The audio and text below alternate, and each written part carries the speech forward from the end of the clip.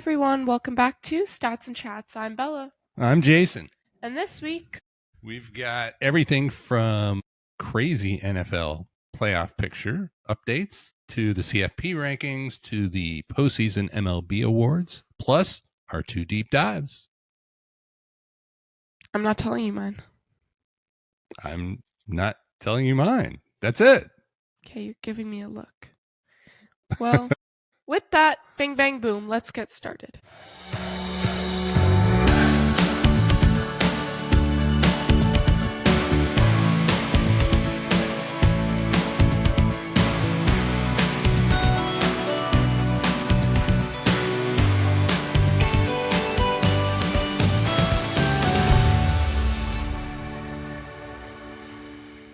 Before we get into everything, I have a little ASMR for you guys.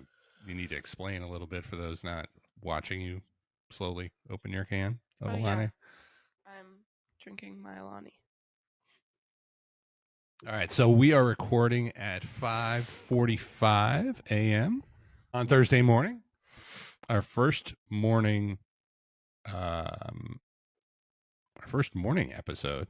I feel like we're on the Today Show. Getting up at a.m. Well, that was yesterday, but getting up at 4 a.m. and having our coffee before everybody else, so we're ready to entertain in the morning as everybody else is getting ready. I'm feeling that. I don't feel like I'm on the Today Show. I just feel like this is my normal life, but okay. You do you. All right, you're missing the point. Anyway, yeah, obviously normally we record Wednesday nights. Had some things go down yesterday, but in true committed podcaster fashion, we are up. We are drinking caffeine, and we are ready to rock and roll this morning. So a lot to get to, but first, let's talk states. How was states? It was good. I got a medal. I did good. I swam fast. Got home hardware. Yeah, I said I got a medal. Hey, don't get testy just because it's early. I'm not getting testy. Okay. I don't even know what that means, but it's not happening. I know. It's a negative connotation though, right? Yeah. Okay. Good morning, hotpodmom.com. She has not had her coffee yet. See, we're here to entertain her, just like the Today Show. No. We're Bella and Jason. We're like Kelly and Michael or Rob. Who's Kelly with now?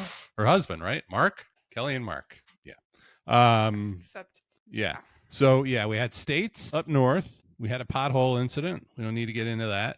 And then Saturday was the day. My birthday party. And you want to fill anybody? Oh, yes, there was that. You want to fill everybody in on what that ended up looking like? Yeah. There was karaoke. There was bracelet making stuff. There was cake. There was manhunt. There was a lot of sugar. There was Shirley Temple Bar. That was my favorite. Was it? Yeah. And yeah. Yeah. It was really fun. It was good. It was long. Yeah. And Sunday, I got my car. And you've been driving? Yes, I have my car. So how's that been going? Good. I like it so much. I love driving. I could drive, I wish I just had my license already so I could just drive everywhere I wanted to. But you're liking the plan that we put together, right? You got 2 weeks of overlap. Yeah. So when you get your license, you're going to be able to be set free into the wild. Yes. Yeah. Yeah. No, it was a big weekend, exciting weekend, busy weekend, which is pretty normal around here. It was the Bella weekend. Yeah. It was all about me. Was all about you. That doesn't happen very often. So. Okay. Anyway, yeah. So a couple of things from Dad's point of view. The party was awesome. Party was great. Your friends were amazing. I know. I, along with Wrigley, were the only 2 male living beings inside of a house that included 29 to 30, I think, total living beings. So there was a lot of female in this house that night. Other we brought boys to my party? Oh, no. Yeah, nope. That's what I thought. Nope. But your friends were amazing.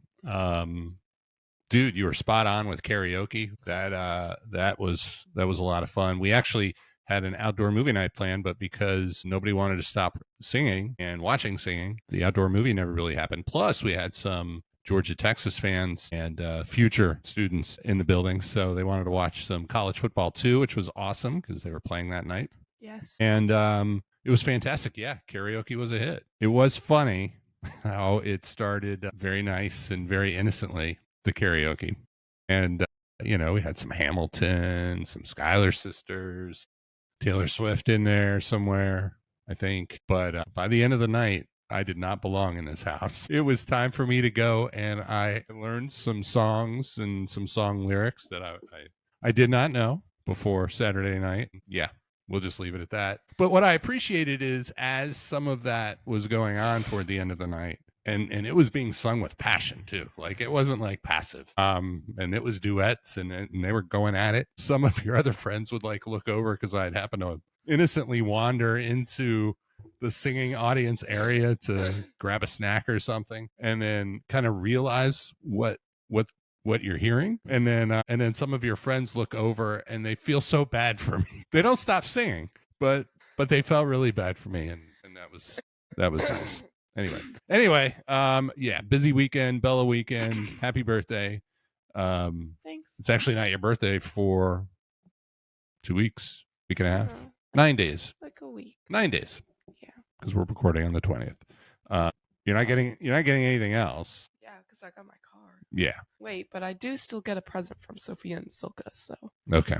I have a little bit left. Well, you can take that up with them. Just full transparency. We're done. Parents out.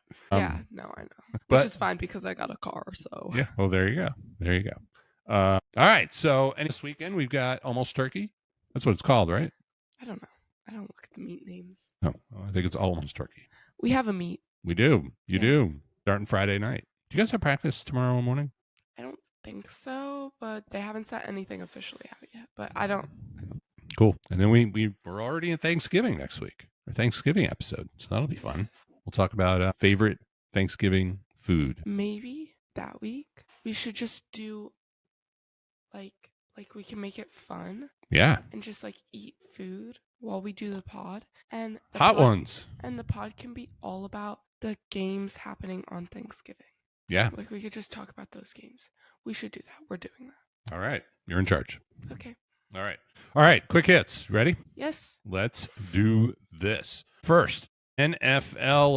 Let's recap last week a little bit and then dive into our top 5. So, volatility reigns is the headline going into this week. New division leaders include teams you would not have guessed going into the season. The Broncos at 9-2, Patriots at 9-2, Colts at 8-2, the Bears at 7-3. Those are 4 of the 8 division leaders. The Bears alone atop NFC Central. While Chiefs and Ravens sit at 5-5. The Saints, Browns, Raiders, Jets, and Giants. Do you remember at the beginning of the season, one of the questions that we debated was which would have a better season, the Jets and the Giants, or the Giants, because they both had new quarterbacks? And the answer was no. I feel like the Giants are having a better season. Except didn't the quarterback is out or was out, right? Yeah, Dart's out. Skattebo's out for the season. I've got a question about him. He's our poll question this week. I changed that. It's a good one.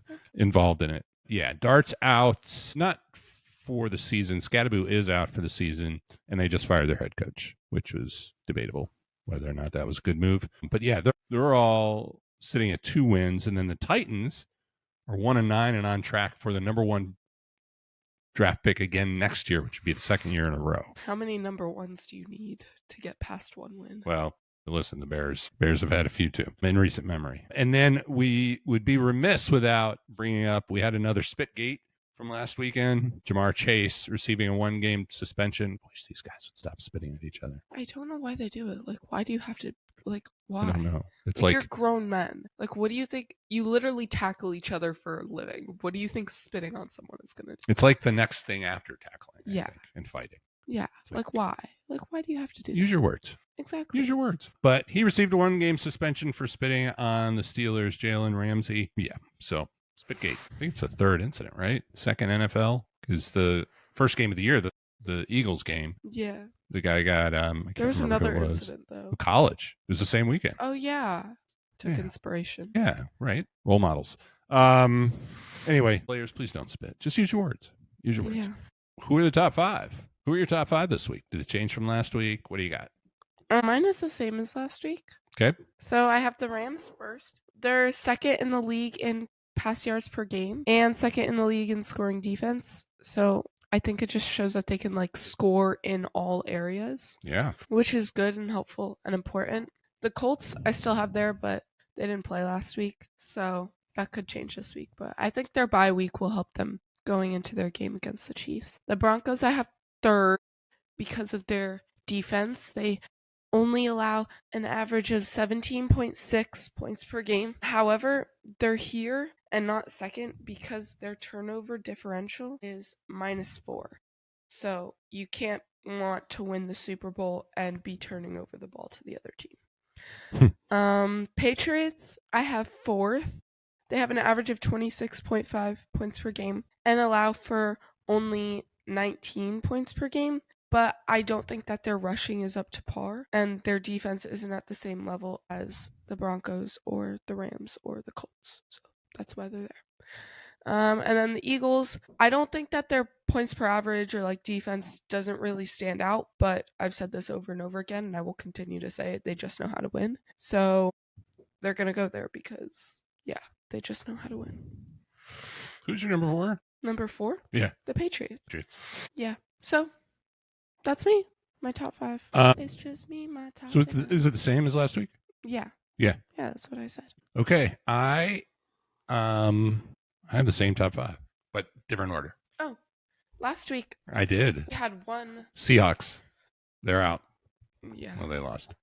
But not out by much. They did lose. Yeah. Sam Darnold had top 10. Sam Darnold had 4 interceptions, but they were in LA. Yeah. And they only lost by 2 points. Yeah. So they're still hanging around. But I've got at number 5, I've got the Colts. They were on a bye, so they stay where they are. I moved the Patriots up to number 4. They were not in my top 5 last week.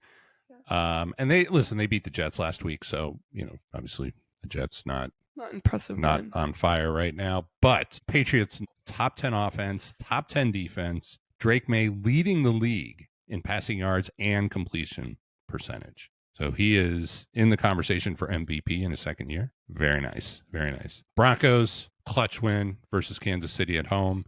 Hey, we have them in the same place. Yep. Rams, number 2, strong win versus Seahawks, obviously at home. And then Eagles, good, ugly win, but good win versus the Lions. So I'm keeping them at number 1. A lot of conversation about the Rams being at the top, but Eagles get to stay until they give us a reason to move them out. And I think the Bills, with their victory, got back in the conversation, maybe number 6. So we'll see. Some good matchups this week, not like last week, but definitely some good matchups. And I've got a few predictions at the end. Okay. College football. Third CFP ranking came out Tuesday night. Top 4. A little bit of a change. So Ohio State, Indiana, Texas A&M 1, 2, and 3. Texas A&M tried hard to get out of this group, but figured it out in the end. And then Georgia moves up to number 4. So those are the 4 teams as of right now that would have a bye the first week of the college football playoffs. Texas A&M, in case you missed it, resume-defining win over South Carolina, coming back from a 27-point deficit. They were trailing 30-3. Oh my God. Wait, that's the team I picked to win, and they won. Largest comeback. They won 31-30, largest comeback in school history. Texas Tech has vaulted to number 5, while Texas, after their loss, fell all the way down to number 17. For the first time since 1959, North Texas has entered the AP Top 25.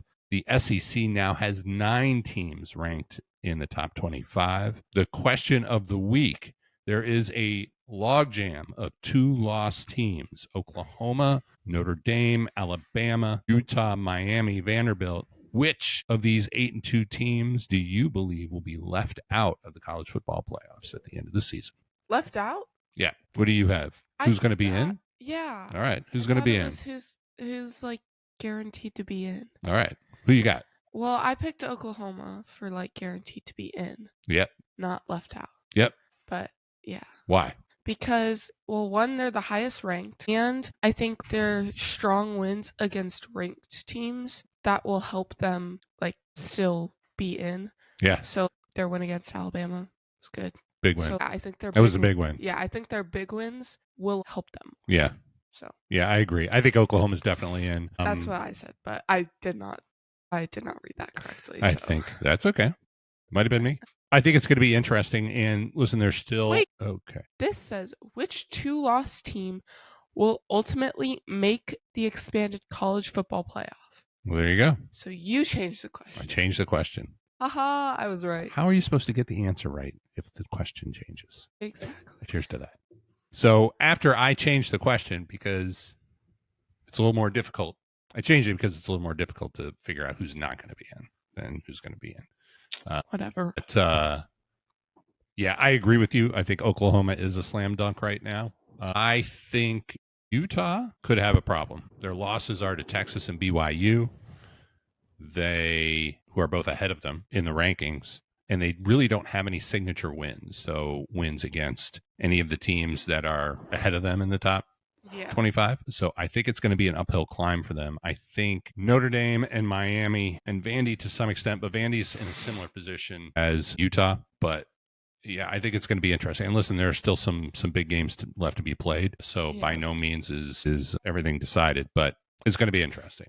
So, but right now, I'm going to say Utah, and I hope I'm right because I think Miami. Well, I'll get into Miami a little bit for our predictions, but Miami's got to change the trends of recent history to get in. I'll put it that way. All right, Major League Baseball postseason awards wrapping up. Seems like just yesterday the Dodgers won the World Series, captivating fashion, Game 7. So MVPs: Shohei Ohtani, Aaron Judge, both repeated as unanimous MVP winners. Eric Scabal and Paul Skeens were unanimous Cy Young winners, with Skeens becoming only the third player in history to win both the Rookie of the Year and Cy Young in his first 2 seasons, joining elite company, including Fernando Valenzuela.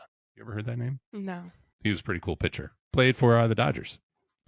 He did a cool thing where part of his windup, I think he would look at the sky. Yeah, and it was like really cool. Like he was looking at the gods every time he pitched. It was really cool. Look it up. And then Dwight Gooden, who played for New York Mets. So obviously some well-deserved hardware for those guys. The question of the week: Ohtani just won his 4th MVP. How many does he need to win to be considered the GOAT of both pitching and hitting in Major League Baseball? To be considered the GOAT? The GOAT. Or one of the GOATs. However you want to perceive the question. So I think to be considered one of the GOATs, he's kind of already there.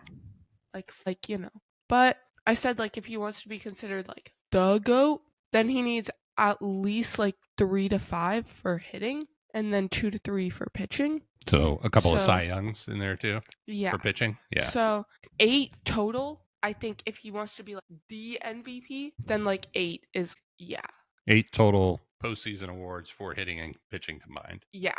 Yeah. But if he wants to be considered one of the best, one of the GOATs, then I think 5 or 6 is doable.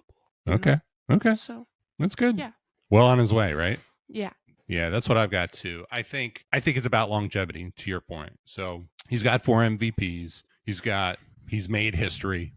50 home runs, 50 stolen bases in a season. That's a record. That's history. But he's also had some injuries along the way and missed some time along the way, right? So I think for him, it's about longevity. It's about stretching it out a little bit longer. You talk about, well, who's the competition? Like, who could you say was the GOAT right now? And obviously you're talking like Babe Ruth. Some people would say Barry Bonds. Some people would say Willie Mays, certainly from a hitting side, Walter Johnson from a pitching perspective. So I think it's about putting this back to back for at least 3 or 4 more seasons, to your point. A couple more MVPs, a full season of pitching, and potentially a Cy Young or 2 in there as well. Then it's a slam dunk. Then he's Michael Jordan. That's it. He stands on top. But man, so cool. I think one of the things that, having been around for the golden age of Michael Jordan playing basketball, or Tiger Woods when he was at the top of his game, understanding the moment and really appreciating the level of performance while it's happening, I think is really, really cool. Yeah. Like I would love to take you guys and do a family trip to watch the Dodgers next year somewhere. Like, just to be able to watch him in action, watch that team in action, because it's one of those things like, if your kids are into baseball at all, maybe a little more than you are, for you to say, yeah, I saw Ohtani in his prime is a really cool thing to be able to. So Yeah. it's good stuff. Cool beans. All right. Let's dive into deep dives. You want to go first? Or you want me to go first? I'll go first. All right. Let's do it. So, my question is, why has gambling among players become so popular? Ooh, man, that is $1 million question right now. Yes. For several leagues. Yes. That's interesting. I was going to do a gambling deep dive. Oh, well, I did it first. Do it. Well, you're a trendsetter. Did you see this week that yes, that the New York Times did a story on how field goals are getting longer? Yes. And you just did that story a few weeks ago. And I did that before that. Ha ha ha. Are you working for them? No, Okay. I would never. I mean, wouldn't be a bad gig. Yeah, it would be pretty cool. Anyway, right now. All right, let's talk gambling.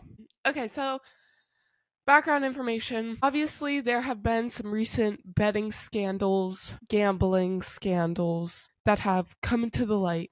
And it's starting to feel like everyone and their mom is doing this. And I'm like, why? Why are you doing this, guys? So, some betting scandals that have happened recently include the NBA scandal that became public in October of this year. There was also an MLB pitching scandal that happened in November. And obviously, there are a ton of college sports things that are coming out all the time. So, to understand why this is happening in recent years, I'm going to go into like some of the more specific instances that have happened. For the NBA, this is the one where I feel like everyone's doing it. Literally, like, it just feels like everyone's getting caught. In October of 2025, this year, Portland Trail Blazers head coach, I don't know how to say his Chauncey Billups. Chauncey Billups. And Miami Heat guard Terry Rozier. They were both arrested in connection in overlapping federal investigations. So they weren't arrested for doing the same thing or necessarily doing it like together, but a federal investigation happened to catch both of them doing different things. So Rozier is accused of using insider information to help gamblers by removing himself on purpose from a 2023 game due to an alleged injury, which allowed bettors to win under prop bets on his stats. And then Billups was indicted in a plan to rig high stakes poker games, some of which involved mafia families. Boy. Can I pause you real quick? Yeah. Do you know what a prop bet is? No, actually. Can I explain it real quick? Sure. So a prop bet is a bet within a game. So instead of like, betting on the game, like who's going to win, players and like so things prop bets can be someone's going to get injured. Rozier is going to take 20 shots tonight, or he's going to score 10 points tonight, or he's going to play 20 minutes tonight. So it's all of the stats within the game as opposed to on the game itself. So he's allowing people, basically giving them information on what's going to happen. And that whole thing was either number of shots or number of points that he was gambling on, or directly, indirectly. And then, of course, it's easy everything's recorded. So then you go back and you watch some of the footage from some of these games, because this dates back a few years and it was just brought to light. But you go back and watch some of the footage from a few years ago and of the games that might have been involved, and it looks really bad for the players. Anyway, that's profits. Yeah. So another NBA scandal was in 2024 when the NBA banned former Toronto Raptors player Jonte Porter for life after an investigation found that he gave up confidential information to bettors, limited his participation in games for betting purposes, and bet on NBA games himself, which you're not allowed to do any of those. Yeah, not good for him. And then former NBA coach and player Damon Jones was charged in both the sports betting and rigged poker game indictments, accused of providing inside information on player availability to gamblers. This is just the NBA. I'm going into the top leagues where it tends to happen. Sure. So, because obviously it happens everywhere. Yeah. But this is where the most is happening. Yeah.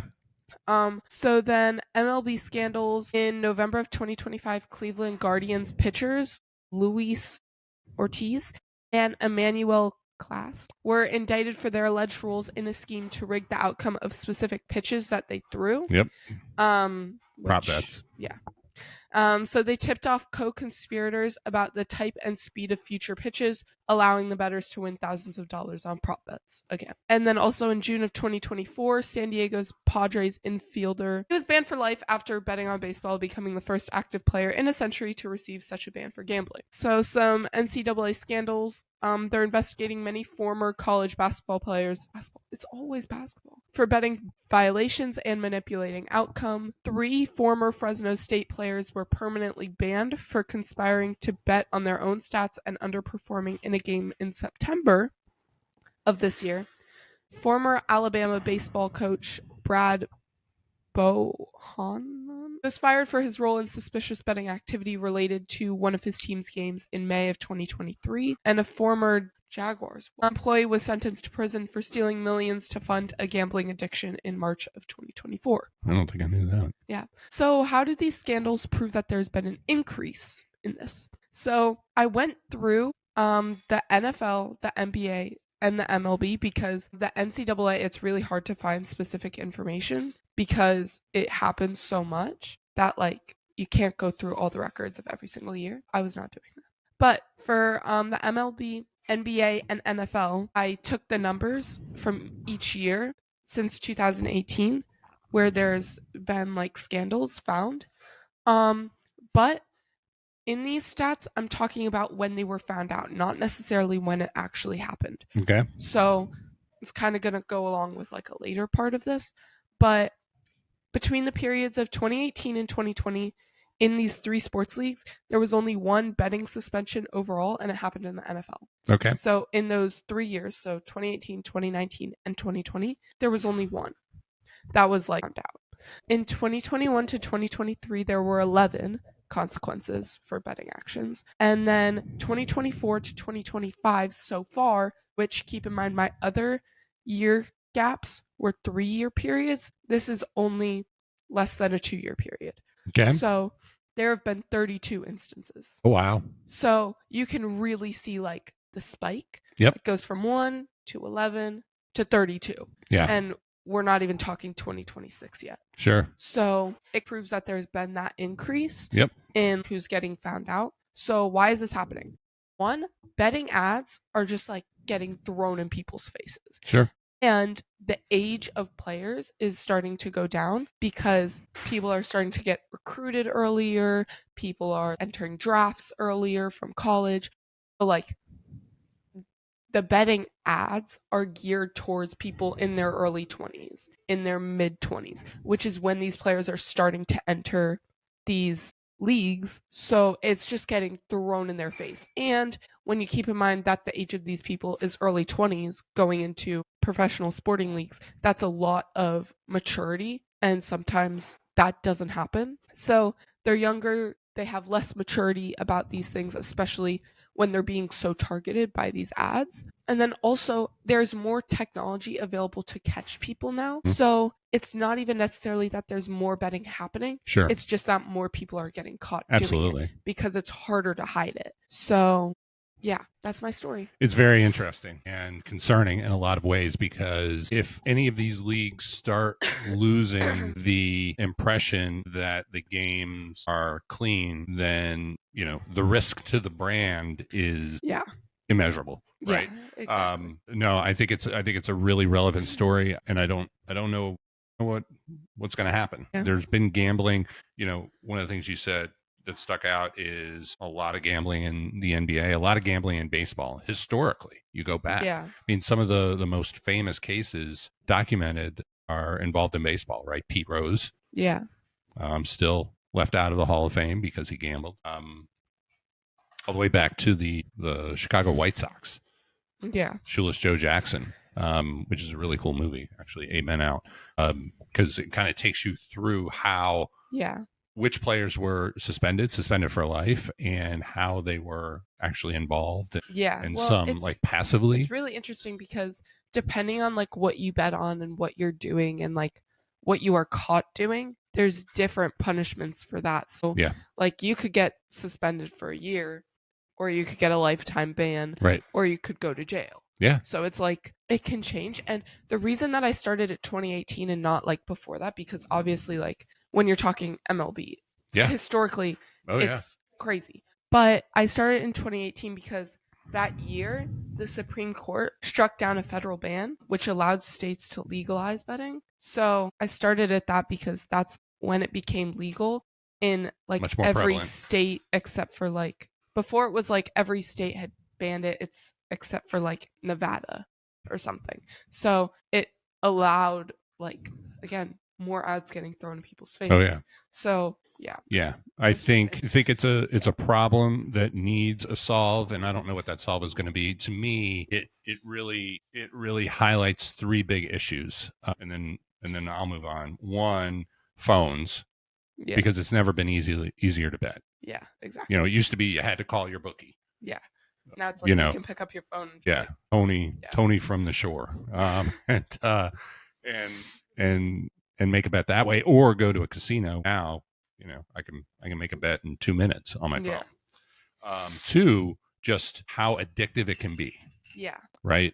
And to your point, these companies, whether it's casinos or other online platforms, are just leaning in and they're putting their ads everywhere. You can't watch a game without celebrities advertising, which tells you how much money they're making. And it kind of goes back to that whole idea of dopamine and dopamine hits and you know, so what creates the addiction? And that's what it does. And so with it being on your phone, you target younger and younger and younger.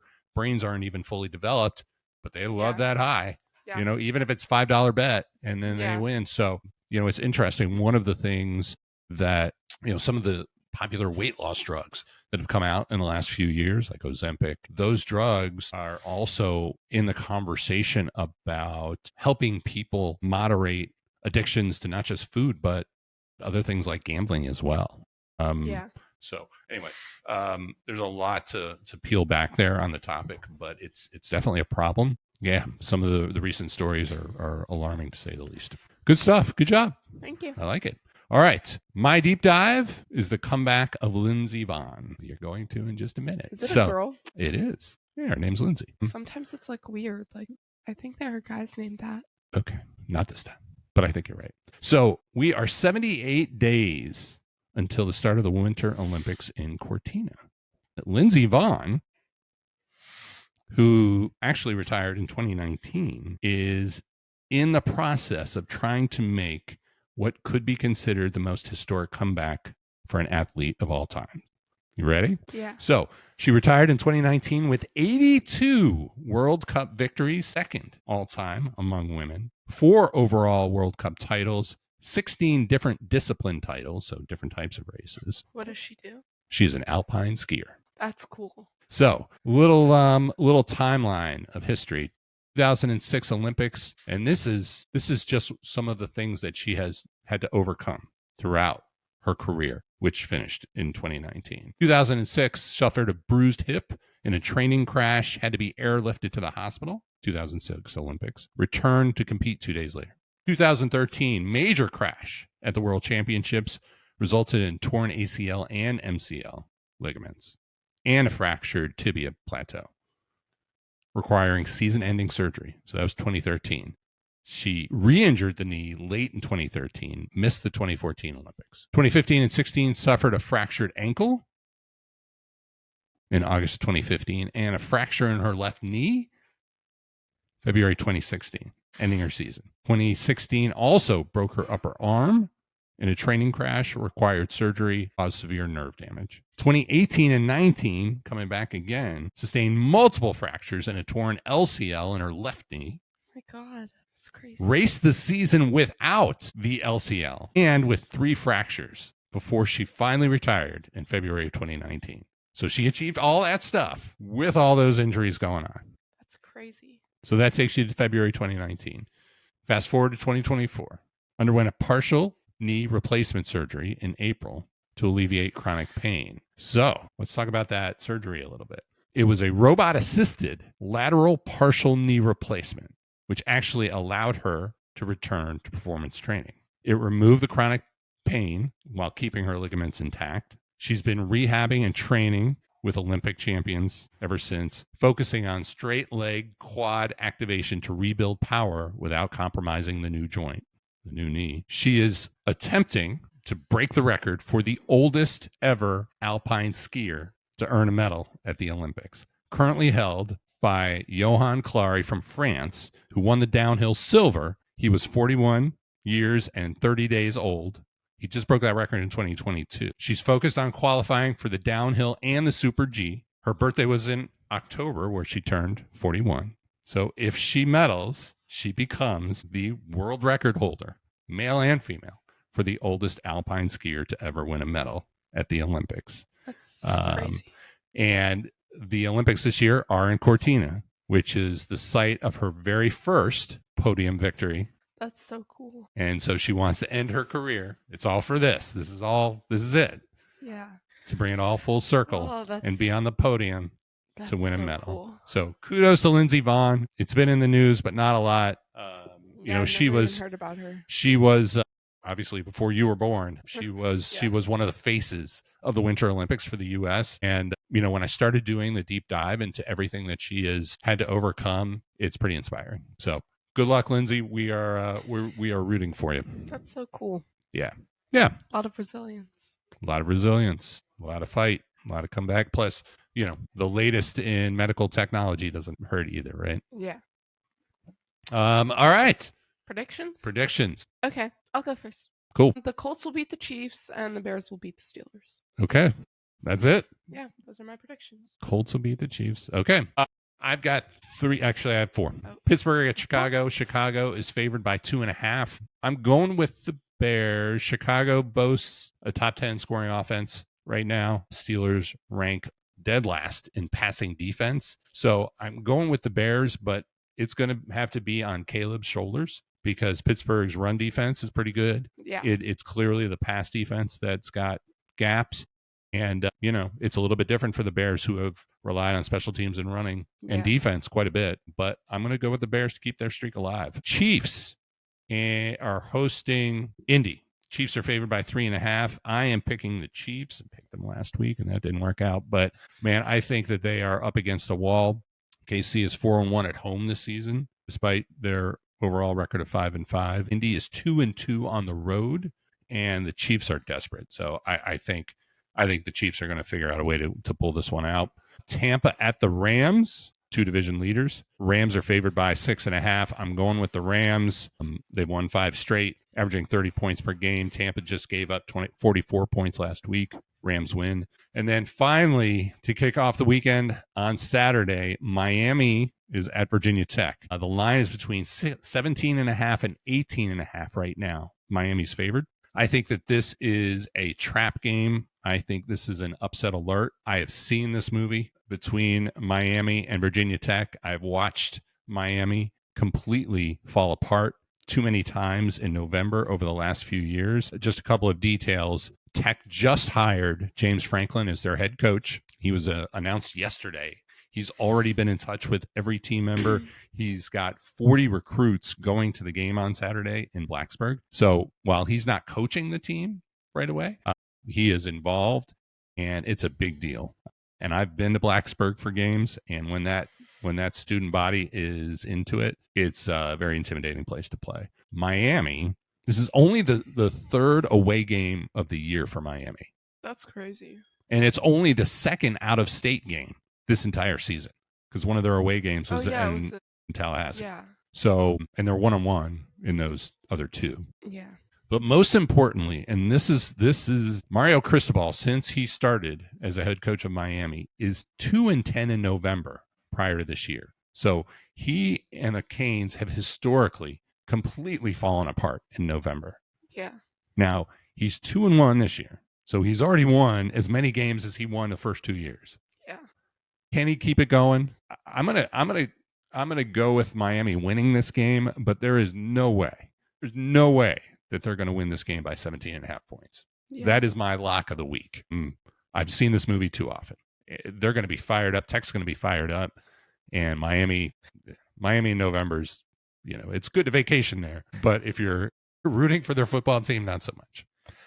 So those are Those are my predictions. Poll question this week. Giants are 2-9. Rookie Cam Skattebo is currently on the IR. However, he, who's out for the season, along with teammates that are playing, were physically involved in a shoving match with wrestlers Monday night at Madison Square Garden as part of Monday night's WWE Raw event. Should the Giants, who are 2-10, have their season falling apart, including one of their star players, star rookies, been involved in an orchestrated wrestling event at Madison Square Garden on Monday night during the course of the season?